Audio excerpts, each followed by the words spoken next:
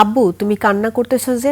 মেয়ের এই প্রশ্নে ফোনের ওপাশে বাবা কাঁদতে কাঁদতে বলেছিলেন, না আম্মু, কাঁদছি না। 2018 সালে সেই রাতে এটিই ছিল কক্সবাজারের টেকনাফের সাবেক কাউন্সিলর একরামের শেষ কথা। এরপর শুধু দুটি গুলির শব্দ আর একটি পরিবারের বুক ফাটানো আর্তনাদ।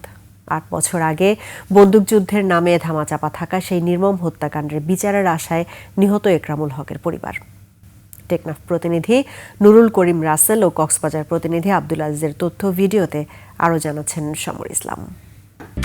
Lily whipped shea mystic glowing body wash, secret to ultimate glow.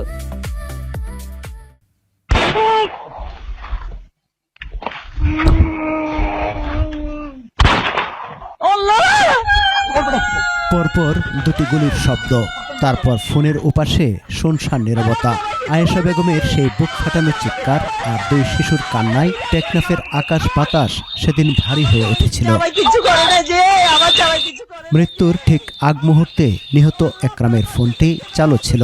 ওপাশে লাইনে যুক্ত ছিলেন স্ত্রী আয়েশা বেগম এবং তাদের দুই মাসুম সন্তান। মেয়ের প্রশ্নের উত্তরে বাবার সেই শেষ সান্ত্বনা, অথচ বাবা জানতেন এটাই তার শেষ রাত।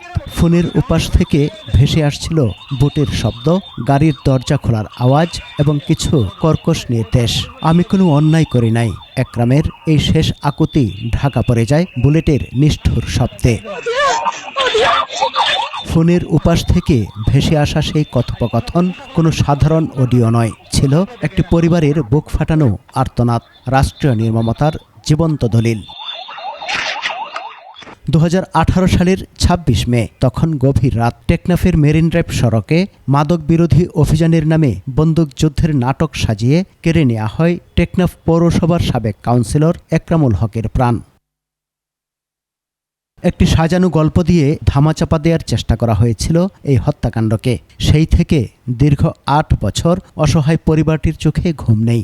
পড়ে আছে জরাজীর্ণ বাড়িটি। মামলা জটিলতা ও জীবনের নিরাপত্তাহীনতায় বাড়িতে থাকা হয়ে ওঠেনি নিহত একরামের দুই সন্তান ও স্ত্রী আয়েশা বেগমের। গা ঢাকা দিয়ে আছেন চট্টগ্রাম সহ বিভিন্ন এলাকায়। আমি তখন আইয়ের একরামুলের সিনোনেন হয়ে ঘরে তখন কোনটা গান এদিকে পড়েছিল ওই অন্তিকে বেকাচ্ছিল, বেকের পাশে বেক ওরে তুলি বাহাদে বেক ফেলাই নিল বানাইয়ে চাকরি দিয়ে ভিক্ষা দেখে বহুত অতুল আছে চার্জশিটে মানে যাদেরকে দিচ্ছে এরাই মোটামুটি আন্তর্জাতিক ট্রাইব্যুনাল এটা এদেরকে বের করে পারছে। সঠিক বিচারটা যেন হয় সেটা আমরা আশা করি। 8 বছর পর 2024 সালে গণ অভ্যুত্থান পরবর্তী সময়ে একরামের পরিবার আন্তর্জাতিক অপরাধ ট্রাইব্যুনালে ন্যায় বিচারের আশায় মামলা করে। রোববার আন্তর্জাতিক অপরাধ ট্রাইব্যুনালে দাখিল হয়েছে হত্যাকাণ্ডের আনুষ্ঠানিক চার্জশিট। সাবেক প্রধানমন্ত্রী শেখ হাসিনা সহ 11 জনের বিরুদ্ধে জারি হয়েছে গ্রেফতারি পরোয়ানা।